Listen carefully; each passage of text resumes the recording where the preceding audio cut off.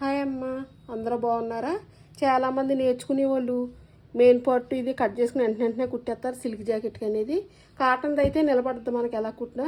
Silk jacket అనేది main part జరిగిపోతూ ఉంటుంది. అలాంటప్పుడు లైనింగ్ వేసుకుని మెయిన్ పార్ట్ కట్ చేసుకున్న తర్వాత కొంచెం ఎక్స్ట్రానే ఉంచి కట్ చేసుకోవాలి, ఎందుకంటే ఇది జరిగిపోద్ది.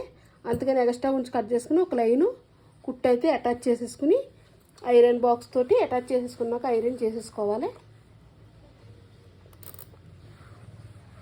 నీట్గా ఇలాగ ఐరన్ చేసేసుకున్న తర్వాత ఈ ఎగస్ట్రా ఖర్చు అనేది ఉంటుంది కదా, ఎగస్ట్రా ఖర్చు అనేది నీట్గా కట్ చేసేసుకోండి.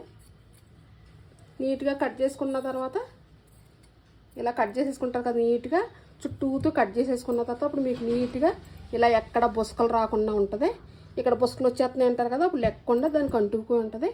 ఇలా ఒకసారి కుట్టి చూడండి అమ్మ, ఎవరైనా నేర్చుకునేవాళ్ళు.